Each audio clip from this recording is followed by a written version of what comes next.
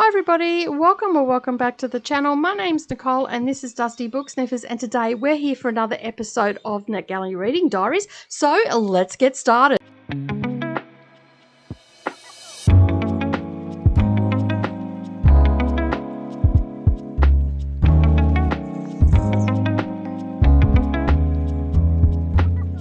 Hi everybody and welcome back. Alright, today is the start of a vlog, as you just heard. It is a NetGalley vlog. This is a book, it's a memoir, it's something a little bit different. This one is called Listen Mama, and this is a series of letters written to their mum, and she is mentally ill. And so it is basically like a coming of age story, from my understanding, of this person writing the letters to their mentally ill mum and trying to navigate their growth and all that sort of stuff, thrust into poverty and also adulthood too soon and all that sort of stuff. That's pretty much all I want to know about it as I'm going in. So I'm going to start listening to it. It's not a very long book. It is an audio book, but it's not a very long audio book. I think it goes I think it's like 5 hours, 6 hours or something at normal speed. So this one will be done pretty quickly. So I thought it's one that I can get off the shelf pretty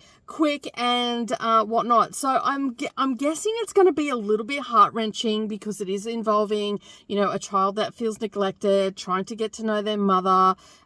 She's mentally ill. So it's got all the things in it that are usually quite heart-wrenching and whatnot. So I'm on my way to pick up Mia, and so I thought I'd listen to that because the radio doesn't seem to be working in my car right now. So there's that. So I've got my earbud in and I'm going to listen to that as I go and pick her up, and I'm going to be stuck in traffic for a while. It generally takes me about 2 hours to go and get her and get home again. And so yeah, so I will check in as this progresses. As I said, it's not a very long one, so I may end up just checking in at the wrap up. And yeah, and so this is another one, and it is actually the 5th of March when I started this one. So this is obviously, it's going to be a vlog that will get put out when it gets put out. So I'll just date it when I start the books and all that sort of stuff, because this is still a relatively new series that I'm doing. But I'm actually enjoying it because I'm getting proactive with my NetGalley arcs and getting them off my shelf, which means that I'll get more books and all that sort of stuff. And I know that I've got hundreds of books to read on my shelf. I'm still not going to be neglecting them, but I'm just incorporating these in and all the rest of it. At the time of starting filming this, I have 12 hours to go until the Women's Prize for Fiction long list is announced. The Stellar has been announced. I've already picked the 2 books that I'm going to be reading for that. They will end up in vlogs and all the rest of it. But yeah, I've already purchased those. I got them on Kindle because both the books that I wanted to start it are pre-orders if in the physical, and they were like $20 and $25 or something along those lines, whereas I got one that was $25 in the physical. I got it for $4.99, and I got the audio with that for an extra $4. So I thought, why not? It's $8. It's still, you know, a third of the price, quarter of the price. So yeah, so basically that is in my Kindle, and the other one is called West Girls, but that's not this vlog. So anyway, I'm going to go and pick up Mia. I'm in my WRX, which I'm really happy about. That's why it looks a little bit different in here. I haven't driven this one for so long, but anyway. All right, I'm going to head off and I will check in when I'm either finished this book or half the way through and whatnot. Hi everybody and welcome back. All right, so I'm here to talk about and wrap up for Listen Mama. It's my NetGalley arc that I have read that has been on my NetGalley list since the beginning of 2023. I'm such a bad reader. No, I'm not. I mean, I've read a lot of books, but I just didn't make it a priority. And as you know, this is the new series. And so Listen Mama is an audio book that I got from the Read It Now shelf. And it is talking about mental health. And in a way, it's also looking at the misdiagnosis of mental health as well. And this is, as I've said, this is a series of letters written over a 20-year period by the author, because this is a memoir, by the author to Manny, is his name? Oh, God, I'm terrible. As soon as I stop listening to a book, I forget all the names. Anyway, wrote a series of letters to his mentally ill mother, who was in and out of, you know, temporary holds and all that sort of stuff, the 72-hour holds and all that sort of stuff. And Basically, he had some injuries. I believe he was burnt, so he was disfigured as well. So he was dealing with that trauma in his life and the subsequent surgeries that came with that, and the pain from that, and all that sort of stuff. So through these letters, we are getting a glimpse into his life, but we're also getting a glimpse into how he felt about having a mentally ill mother, and the repercussions of that, and also the responsibility of that as well. So as I was reading or listening to this book, I got the distinct feeling like there was a lot of pressure put on him to look after his siblings and to look after his mother. And having a few, like, just thinking about it, like, it made me stop and think and pause and think about it a little bit. And basically, I have friends that have had mentally ill mums, and they also experience this, where they feel like that they are responsible for their siblings to make sure that they're safe, and that, especially being the older sibling, not so much the younger siblings, but most of my friends have been the older sibling. And that was a theme that I was getting through this. And it's really hard to read a memoir and not think about the people in your life that are experiencing this sort of stuff.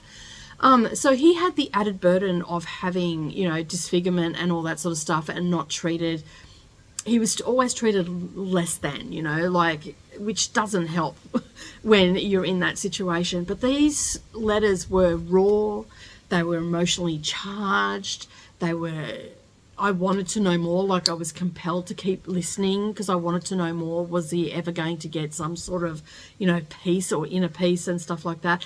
And also the effects of the mental illness on him as a growing into manhood, and the effects that had on his life as well, even though he had distanced himself from that, and the pressures from other family members that were coming into it and putting on to him. Like, and as I said, this is a memoir that I picked up, and I'm trying to read more memoirs to try and understand, you know, different aspects of life and all that sort of stuff. It's always good to have a reminder that, you know, not everything is peachy keen for people and stuff like that. And this was very, very heart-wrenching to have these raw emotional letters. Some of them were, you know, like just little flippant ones, you know, oh, I haven't written in a while and da-da-da, this is what's happening. But it was a way of him connecting with his mother in a way whereas in other ways he couldn't connect with his mother. So it was a way for, I guess, for him to get healing as well. And I dare say that this may have been some sort of homework that he had to do, because he says that he was in therapy and stuff like that. So it may have been some sort of homework that he had to do. But then the author decided that, you know, I'll just keep going with it. So it spanned 20 years. So we have these dates. It's pretty quick listen to. I think it only took me 2.5, 3 hours to listen to, but I could not stop listening to it. It was so compelling. It was so, and I know I've already said this, it's raw and emotional, and I just really felt, and there was times where tears came to my eyes, because just the hurt that this man had gone through, and the impact that it had on his life, and that, which wasn't great. And on his mother's part too, it must have been so harrowing for her as well to have this mental illness and it not be diagnosed correctly. And I don't know whether that was because she was a person of colour, or whether it was just circumstance that they were in, not having, you know, the finances, because she, you know, like, she had a really good job and all that sort of stuff, but struggled with mental illness and whatnot. And then subsequently, you know, it did allude to the fact that they were extremely poor, and they lived in pretty crappy houses and stuff like that. So maybe didn't have the medical coverage, because this is in the US, and I don't even for one moment to begin to understand how your medical system works or anything like that. But yeah, I just got the distinct impression that there maybe was a little bit of, because they were people of colour, that they weren't getting the help that they need, they were being discriminated against and all that sort of stuff, because there were a lot of labels thrown around. And I, to be honest, still not entirely sure whether she was bipolar, schizophrenic, or none of the above. I think that there were maybe multiple diagnoses that could have been put on her. I think that there was some schizophrenia there because there were certain sections where she was, like there was one section where she had woken the children up because she was scared that there was someone going to come and get them, and she hit the only place that they couldn't find it was in the cupboard. So this, to me, and I do not begin to think that I know anything about anything. It just feels a little bit like she was schizophrenic, paranoid schizophrenic.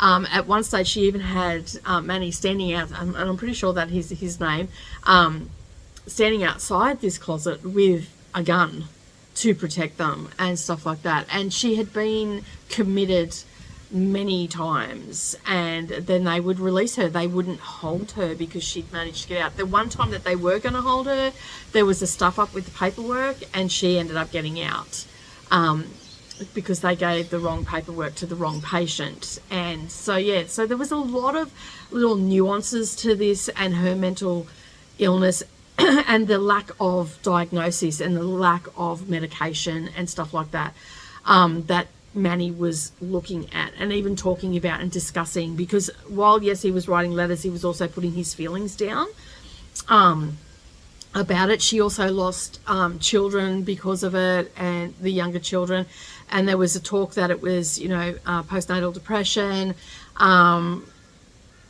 because there is a belief system that if you have too many babies close together back to back, if you have had postnatal depression, it can exacerbate it, because like it's traumatic what a woman goes through and the hormone fluctuations and all the rest of it. I'm not surprised if you have babies.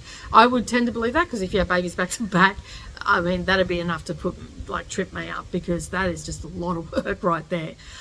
So yeah, and she, you know, like she had been married and stuff like that, and the husband took the 3 kids, and yeah, and there was just a lot of trauma around this family, and it was such a harrowing read. I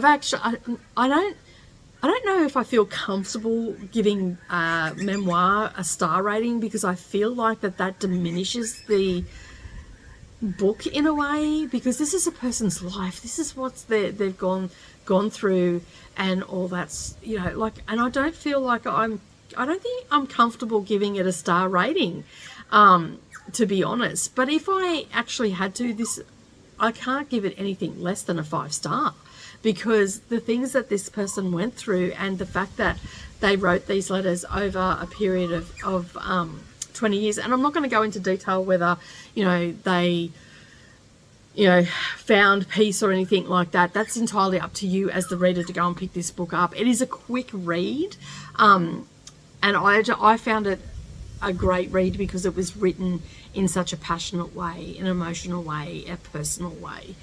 So if you haven't listened to this book, and as I'm recording this, I don't actually have the book in front of me, so it's on the screen right now so you can see the author, because I cannot remember the author's name.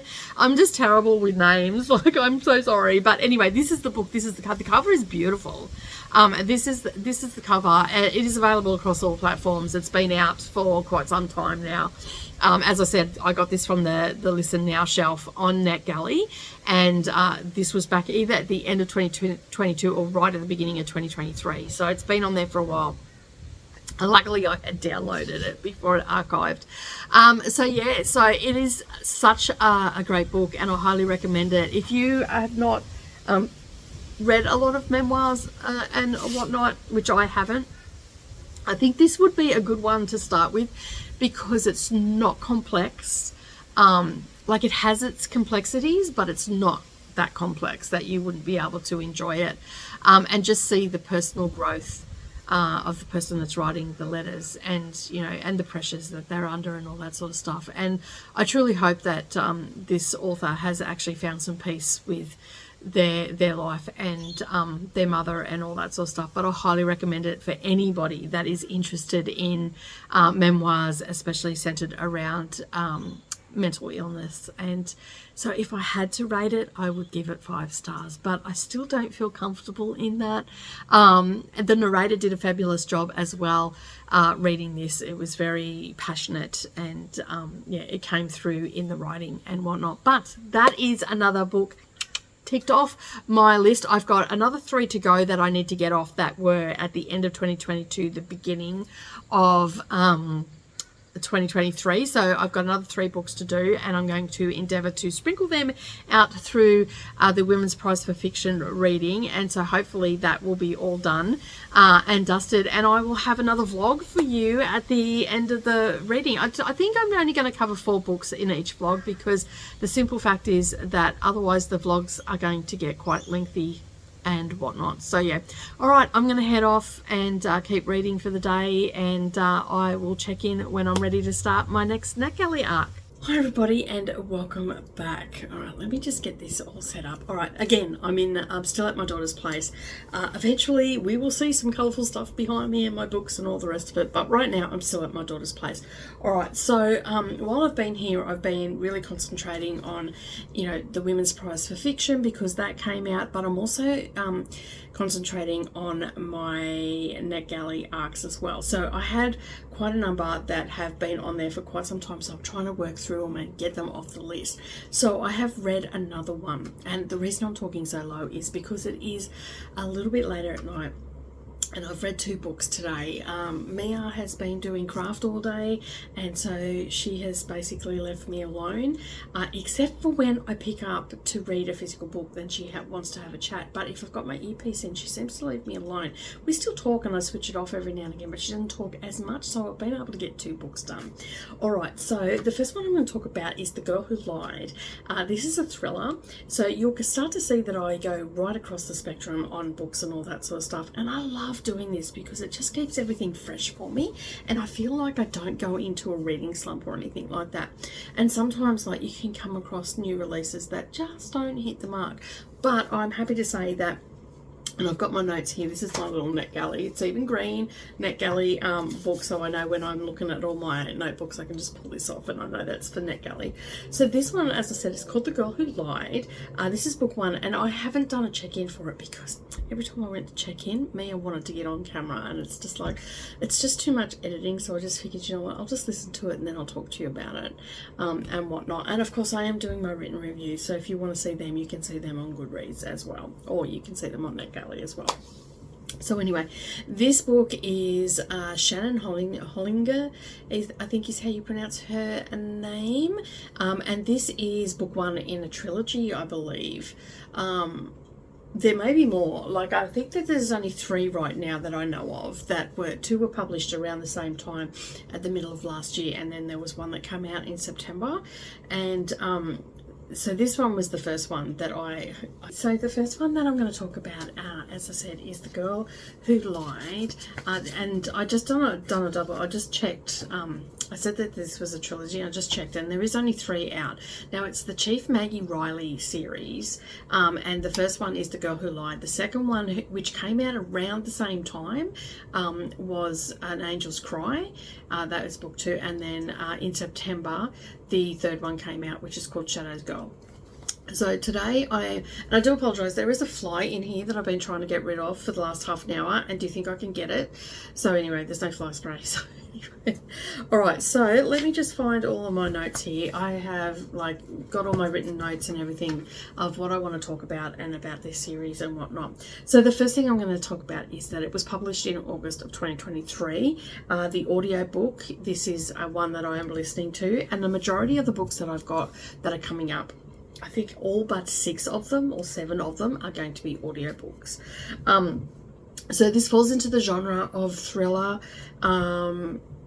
criminal procedure as well, because it's like your Chief Maggie Riley is the main protagonist, and it's about her and her small town cop life, for lack of a better term. So yeah, so as I said, it was the format for this was audiobook, and the length of it is 7 hours and 28 minutes, and the narrator is Amelia Sciandra, I think is how you pronounce it. Did an amazing job on this. So basically we're you know, it's like any sort of thriller, criminal procedure, like crime fiction. Basically, the book starts out, we have a murder or a body turns up. Of course, we've got, you know, all the police are there trying to sort of who's who and what's going on and all that sort of stuff. In this case, we have you know, it started out exactly the same way, except we have another character that's come into it pretty much early in the piece, and her name is Heather, and she walks out of the bush, you know, or the woods, you know, covered in blood and quite distraught and all the rest of it. So the police are trying to figure out how she fits into it all and whatnot. And Maggie comes across, Chief Maggie Riley comes across as really gentle and calming towards Heather, and so she calms down and all that sort of stuff. But they are under the pump at the moment because there is a storm rolling in and they need to secure evidence and all that sort of stuff. So unbeknownst to a lot of people in the town and the public at large, Chief Maggie Riley is a big shot detective, and she is hiding away from something. So and then we also have her partner Steve, who lives across the road, who is in love with her dogs, and when the story first starts out, it was like, why do we need to know about him? But he actually becomes very significant in the storyline as well. Now, I haven't read the other ones, even though they're all out. I haven't read the other ones, but I will be continuing on with the series.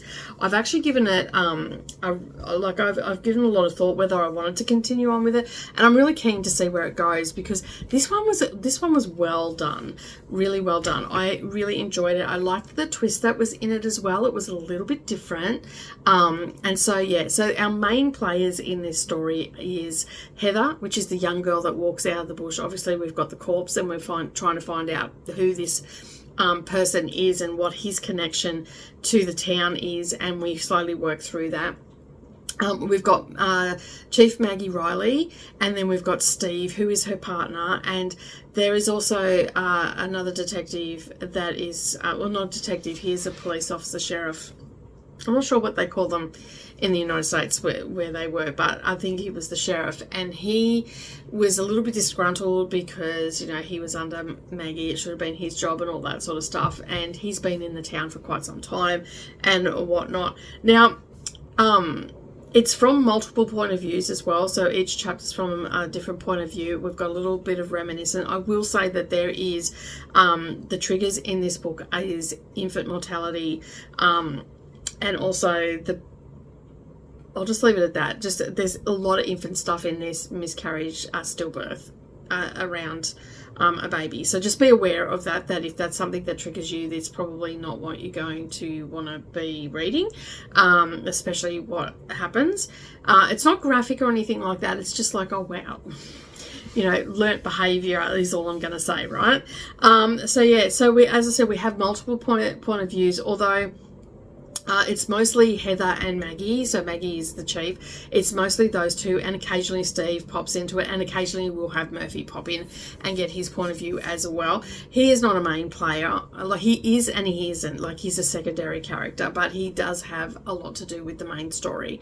And we also have, after this all happens, because they think that, you know, small town, they're not even going to get it right and all that sort of stuff. So the staties is what they call them. So the state police have come in, and yeah, one of them is a misogynistic sexist pig. It's the only way I can describe him. But his partner balances him out a little bit because he has done his research, and that's how we find out that Maggie is this detective, big shot detective, has all these accolades under her belt, and is, you know, quite well known and whatnot, except to this sleepy town, and she's hiding secrets from the town and from Steve. And so yeah, so all of that will slowly come out. As I said, the twist in it I really enjoyed. Like, it wasn't a shocking twist, but it was still like, oh my god. You know, like, it was an oh my god moment, but it wasn't a shock and awe, a twist or anything like that. So I was really happy with how the story flowed and how the narration went and all that sort of stuff. I truly believe listening to the audiobook is what brought this story alive for me. The story itself, I gave it a 3.75 rating. The performance, I gave a 4.5, because you really were able to distinguish between each of the characters, and the flow of it was really good. The the pacing, well, the flow and pacing were pretty much one and the same. It was really good, and her narration and the performance was excellent, and the production was excellent as well. Like there have been cases where I've listened to audiobooks where you can hear the reader sniffling, rustling pages, all that. There was none of that in these, so it was highly produced, and it's well done. So I gave it a 4.5 rating. I don't really have much more to say about it, except that I am looking forward to reading the other books. As I said, I was in two minds about it, whether I was going to or not, but I decided that I am, because I like the synopsis of the other two books. I'm thinking, you know what, even if it's only a trilogy, I'm happy with that. If they're small books, I mean, obviously we've got to wait. The last one came out in September 2023, and from what I can see, there's no other ones there. So I'm really happy with this book. And basically, if you like thrillers and you like police procedurals, not heavily police procedurals in this one, it was more about getting to know Maggie and where she stands on things, because she's done some shady stuff in her past as well. So I'm looking forward to see her character growth throughout the series and where she goes, and also the little romance that's going on with her and Steve as well. And hopefully we get more about what he's done as well. Like, we know a little bit about him at this stage, but we don't know a great deal about him. And he seems like he's got some shady stuff happening in the background too, so that he hasn't divulged. And they're keeping secrets from one another, and they're both well aware that they're keeping secrets from one another. So it's going to be interesting to see how it plays out. But as I said, 3.75 for the story, which is pretty high, and a 4.5 rating for the performance by the narrator. Alright, so I do have, I was hoping to vlog these a little bit more, but just with Mia around, it just makes it a little bit hard to just pick up the camera when she just wants to play on it. Alright, so I thought I only read one, but I've actually read 3 over the last couple of days. So, and I did say that I was only going to do 4 books in each vlog. So I'm going to continue on with the next one. All right, the next one is an historical fiction set around World War II. This came out in July 2023. As I said, historical fiction. It goes for 9 hours and 21 minutes.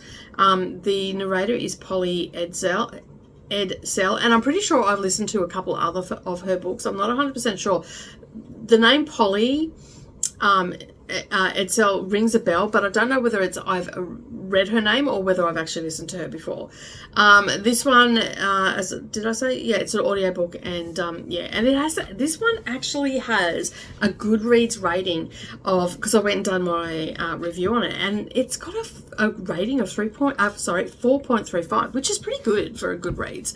And there's over 1,000 ratings on this one. Now, I was approved for this one back in the beginning of last year, and I completely forgot about it, and which is usually is a little bit uncommon for me, because generally if it's historical fiction around World War II, I generally jump on it, or even World War I jump on it pretty quickly. So this one is set in 1940 in Bramble Heath Village, and it's called The Ration Book Baby, A Village at War. Now, this is a trilogy at the moment. The 3rd book is coming out this year. I have applied for it, but I haven't been approved yet. So I don't know what's going to happen there. But anyway, we'll see how it goes. I have already reviewed this on NetGalley and everything, so hopefully that will help with me getting it. So as I said, it is set in World War II. It's England, 1940, Bramble Heath Village. Now, there is an airfield here. We've got Annie, who is the main character. She is a nurse that helps with, the wounded and stuff. She's actually a midwife, but she has also been helping with the wounded and all that sort of stuff. And she's the local midwife to the village. Her mother was also a midwife, but now retired, and her father is the semi-retired constable sergeant I don't think it actually said, but anyway, he was a police officer for the town and whatnot. And after a night at work, she's come home and she's opened the door to go to work. I can't remember that little finer point, but anyway, she actually finds a hat box on her doorstep, and when she opens it up, there is a wee baby inside, and there is also a ration booklet. Now, for those that don't know what the ration booklet is, I believe it was a booklet that was given to everybody, and so they knew what rations they had during the war, because all the food was going to the soldiers and all that sort of stuff. So essentially people at home had to ration everything. Things were becoming scarce and stuff like that, so they had a ration booklet, so knew where to get things from, I think it was, and all that sort of stuff. But don't quote me on that, because I'm not 100% sure how it actually worked, but I have heard of these ration booklets being mentioned before. Now, this ration booklet had the name had been scrubbed off and everything, so they couldn't actually track where the baby came from. And it was evident that the mother actually cared about the baby, because they left that very important ration booklet in there with the baby, so the baby got the rations that it needed. As I said, this is a historical fiction, and so yeah, there's a lot of historical little bits and pieces sprinkled throughout the story, centered around the airfield, some of the talk for the World War and all that sort of stuff. So subsequently, she takes in this baby and she names it Clara, and her parents and herself look after this baby. But there is a time crunch to find the parent or parents, because the simple fact is that the department is wanting to adopt this baby out sooner rather than later, because they feel it is an unsafe place for the baby to be, given that there is an active airfield beside the village and there are regular bombings and stuff like that. We actually have sort of two timelines happening. So we actually have the timeline of Clara, Annie finding the baby, and Clara and trying to find the mother, and working with the Polish and all that sort of stuff. They believe that that's where the baby has come from. There's a section of their village that Polish immigrants are living in, and Annie believes that they know more than they're letting on. The other timeline, the other plot line that we've got is centered around Annie and William Chambers, who is the wing commander, and they've got to know each other over the course of the war and whatnot, and subsequently he's injured, and then she saves his life, and basically there's a romance that develops there. So it's a pretty sweet and simple story, but it's pretty heartbreaking at the same time, because they're so worried about what's going to happen to the baby and all this sort of stuff. So they are trying to, as I said, they're trying to beat and work against the clock to get a happy outcome and all that sort of stuff. And I'm just going to bring it up. I'm pretty sure, I'm just double checking that there is actually 3 in this. Just bear with me for a moment. Yes, there is. There's 3 in this. So the next one is oh, and I should say that this is actually written by 2 authors as well. So which is really, really exciting. So we have so Ellie Cruzon is the author, but it's a pen name for 2 other authors, which is Catherine Cruzon and Helen Barrell, and they've been writing together since 2017. And I must admit, like, I would not have picked up that, which is a good thing. Like, you don't always pick it up, but sometimes I've read in the past where you've got 2 authors, you can distinctly see their voices are quite slightly different. This was not the case. I was not aware that this was dual authors until after I'd done the review, and then I read the little blurb on the Kindle when I was looking to see where it was available and all that, because this has already been published, and it said the little blurb down the bottom. So there is more than 3 from what I can see, because I've just brought up Storygraph, and it says the Ration Baby book. I don't think that's right. No, there's only 3 that I can see, because we have the Spitfire Girl, and then I'm pretty sure, I think it's the Vet girl that is the next one. So that and these are A Village at War. They have other ones as well.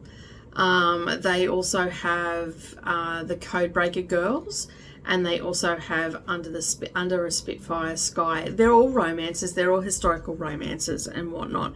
So you're probably wondering what rating I gave this one. I actually, for both performance and for story, I gave it 4 stars. And as I said, this was published on the 25th of July last year. So I'm really happy with how this has turned out. Like, I'm so glad that I decided to just persevere and just start getting these books read, because I'm actually coming across some pretty darn good stories. Okay, so the next one that I'm going to talk about is A Year at Marshy Wood. This one is by Marina McLuhan, and it's set in 1979. Now, this one I didn't really give, like, it was a great story. I enjoyed it. It went for 10 hours and 4 minutes. Of course, I just speed my audiobooks up, but when I start them out, I listen to them at normal speed. If it's too drony, then I'll move it up. So this one is, if you don't speed your audiobooks up, you will need to speed this one up a little bit, because it is a little bit slow at one-time speed. But if you speed it up to, say, 1.3, you'll thoroughly enjoy the audiobook production. So I will have to say that for this one. This one was listed on, I think it was the Read It Now shelf, and I completely forgot about it. So it was published in November last year, and it comes under the banner genre of women's fiction / romance. So as I said, this one I had to speed up a little bit, and I ended up listening to this at my normal speed, which was 2.5, but I did start the book at a 1.3, and I think that is suitable for someone that doesn't speed up their books. Mia also listened to a little bit of it, and she said it was good, and she likes to listen to her books at one-time speed, so she didn't even pick up that it wasn't one-time speed. So that can take that for what you will, doing a little bit of guinea pigging there. The narrator for this one is Lucy Scott. And did I say how long it went for? 10 hours and 4 minutes. So yeah, audio, again, most of the books I'm going to talk about are on audio. So it's set in 1979, where Amanda Fernsby, I think her name is, don't quote me on that, it moves to Sussex, the countryside in Sussex, in a nice little village. The name of the village, let me just have a look here. No, just rural Sussex, okay. She moves into a charming little rustic cottage that they have purchased, and this is called Marshy Wood because a lot of places name their properties. And so she has left her friends behind. She's moved from London, so you can imagine going to a rural area. She's left her friends behind, and also a young lad that she was a little bit fond of, and thought that he might have been fond of her. So she's got, the book starts out with a little bit of pining, her, reluctant to go there and all that sort of stuff. And so she's 19 years old, she's left her job, all that sort of stuff. So she's starting over new with her family. It's just an average story. Like, it was nothing to write home about. As I said, it is a debut novel. I haven't seen anything else by this author at all. So I'm hoping that we'll get some more from her, because I would really like to see how she develops as a writer and a storyteller. The story is quite good. I don't know how to categorize it, because she's 19 and she doesn't really have any experience. And so therefore it's a little bit of a coming of age story, but she's 19. And she, she's trying to find work and all that sort of stuff. So she decides to volunteer on her neighbour's property, on their farm, and help them out and all that sort of stuff. And there is where she meets Dean. Now, this is essentially a love story between Dean and Amanda. I love their characters. I thought that they were very sweet. He's a very traditional man. He wants to live on the land and be a farmer and all that sort of stuff. He wants to have a lot of kids and all that sort of stuff. And she's very much the same as well. But this is where the kicker is. He's actually engaged to be married to Caroline, who works at the doctor's surgery, and she's not too happy that Amanda's come onto the scene. We also have the wayward brother, or Dean's wayward brother, that comes in and out, and he brings in a set of characters, like he introduces a set of characters in a roundabout sort of way, because Amanda technically met Nick, at her workplace because she ended up getting a job after a little while of volunteering on the farm, and then she continued to do that. And there was a guy that was hassling her to go out with her, and he was just like big noting himself and all that sort of stuff. And so technically Stuart, who is Dean's brother, introduced them into the story, but Amanda met them anyway, and he became obsessed with Amanda. Now, Amanda was so pining for her friend, her best friend Sam, and Mark decided to come up and visit. Now, there are racial themes in this that are going to be hard to read. And this is a little bit of a spoiler, so because I know that a lot of people don't like this, and I feel like that this needs to be talked about, because I went and had a look afterwards, and I didn't look too hard, but the first 5 or 6 reviews that I read, and I don't read them in order or anything like that, I just sort of scroll, and wherever it lands, that's when I read it. So there could be more at the beginning, I didn't check. A couple of the reviews just said that there was tough themes in this. I'm going to tell you that these are racist themes that are in this. Amanda's mother says some very questionable things about her daughter liking Mark, who is, from what I can tell, are Caribbean. And Sam is also a Caribbean descent as well. So her mother says some god-awful things. Now, her mother found out about Mark because she snooped in her diary. And Amanda doesn't know that they know. So, yeah, and like, Amanda's not racist or anything like that. And then they come to town, and an incident happens where Mark gets beaten within an inch of his life and pretty much left for dead, and a nurse finds him. So that is the spoiler. Now, this book had the opportunity to explore that a little bit more and didn't take the opportunity. The event happened. He went back and no longer wanted to have anything to do with Amanda. And basically he went back to London. She went and visited him, and that was pretty much it. It got mentioned here and there every now and again, but it didn't. I mean, did we have to dive into it? Probably not, because this is a romance between the main characters of Dean and Amanda. But still, this was a major event that happened in the book, and then it was not really discussed any further. So I was disappointed in that aspect, because it was an opportunity to have people talk about it, like have a conversation about this sort of brutality. I mean, and I know that this is set in 1979, but come on, it still happens today, and it was a missed opportunity for this BIPOC author to discuss this a little bit further. So, but I'm still happy that I'm not happy that it was in there. That's the wrong choice of words. I'm still glad that it was in there, because it's able to, for us to have this conversation now, but it is in there, and he gets, like, it's not super graphic, but it's still enough to make you cringe, okay? And it probably will trigger you if you don't like that sort of violence, especially if you don't like that violence. I mean, I don't know anybody that does, but, you know, there are some people out there that can read that sort of stuff and not be affected by it. I'm not sure who they are, but anyway, we'll move on from that. So, as I said, I'm pretty sure that, I can't find anything else by this author, so I'm going to say this is her debut novel. I really liked the storyline. Like, the brother was just he was a mess. But what he did and throughout the book and all that sort of stuff really added to the story. But Amanda and Dean, it was just a sweet little story, a love story of those two, you know, meeting at the wrong time and all that sort of stuff, and just sorting it out, and just sorting the situation out and coming to a conclusion. So overall, I only gave this book 3.5. Like, it's a great book. I think a lot of people will like it, especially if you like, I would go as far as to say historical fiction romance, because it was set in 19 but it's not really historical, is it? Because it was just set in that, because there was no historical events in it or anything like that. But basically it's a 3.5 star, and the performance was also that as well. So it wasn't an overly exceptional book, and I'm pretty close to the star ratings, because I've just pulled up Goodreads, and it's a 3.79. So I'm on average, and I think I'm pretty happy with that. There's only, I 104 ratings and there's 66 reviews on it. So you can go and have a look at the reviews and make your decision from there.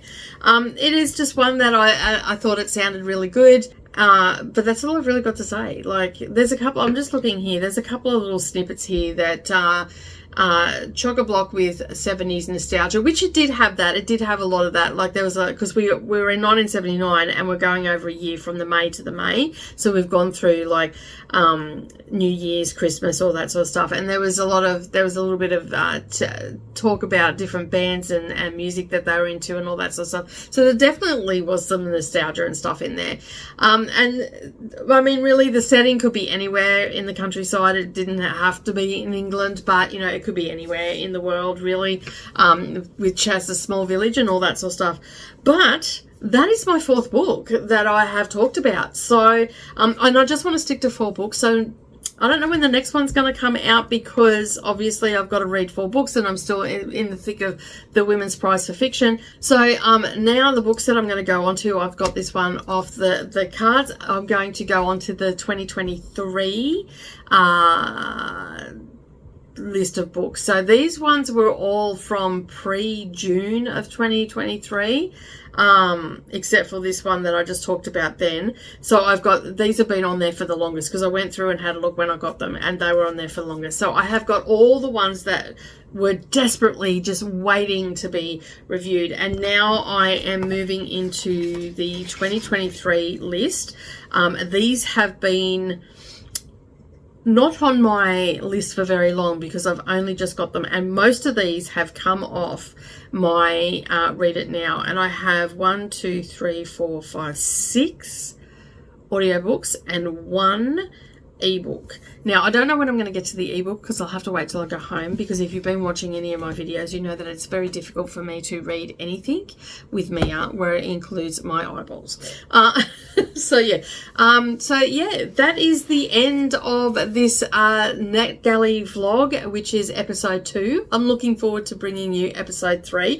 I have just been recently approved for a whole heap more books. So my rating has gone down, but I have I've reviewed, it went down to I think it was 42%, and I've managed to get some reviews in to NetGalley and got it back up to 50%, and I still have another 6 that I need to review, and I've got let me just bring up let me just put in NetGalley and bring up, and I'll give you the stats of what I have. Okay, let me just bring this up. All right. Oh, I've just got approved for another one. What's that one? Let me just bring this down here. Oh, how prudent is that? I've just gone in and checked, and I got approved for the Wartime Vet, which was the one that I was talking about, which was from the Russian book Baby. This is number 3. So I got approved for it. So I'm super excited about that. And the second one for this series is actually on Kindle Unlimited. So I'll be with audio, I believe. So I'll be able to listen to that before I get into this one. This one will get pushed up the list because this is due to come out published on the 4th. How exciting was that? Oh, that was lucky I checked it. So this one is it is due on the 4th, and it archives on the 4th. So I do have to get into this pretty much straight away. So I will probably start this in the next couple of days and get this one done. So you will see this one in the next video, even though it's not a 2023 one, only because it has a deadline, and the deadline's looming.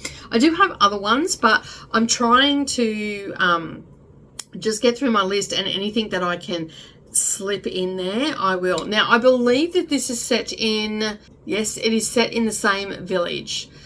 So we're still in Bramble Village. So we're going to be meeting a few other people for this one. So I'm excited about that. So this one will be the first one that I'll start reading, because they're not very long books. This one is, let me just have a look. Let me see if I can find that information. It doesn't always have that information for some reason. Other ones it does, and all that sort of stuff. Oh, this one is actually, I'm going to be reading with my eyes. This one is actually with my eyes. So I do need to start this sooner rather than later, which is okay. So that is fine. Hopefully I can get that done along with the with the Women's Price of Fiction. I can't even see how many pages it is, but I will download that to my, oh, here we go. It is 269 pages. I'll be able to smash this out, not a problem. So let me just send that to my Kindle. That is done. All right, so we are here to find out what my rating is. So as I said, I got it back up again, and I'm pretty sure that's just gone down again. I've gone down to 47. Now the craft books are only giving me like 1% at a time, and there seems to be a little bit of a glitch in my things, because I've actually reviewed 29 books, but it's saying that I've only reviewed 27. So I'm thinking that there's some sort of glitch there, and that may go up. But as I said, I'm reading and reviewing as quickly as I can, and I'm pretty happy with my progress on it. So as I said, that is it for this vlog. I'm going to get stuck into the next one, and I don't know when that's going to come out because I have all the Women's Price of Fiction stuff. But don't forget to give this video a thumbs up if you haven't already done so. Make sure you hit that subscribe button and all bells notification, and then that way you're not going to miss out on anything. And I look forward to you joining me again for episode 3 in the NetGalley Reading Diaries. Have a great day, everybody, and don't forget, keep turning those pages, and I'll see you in the next video. Bye for now.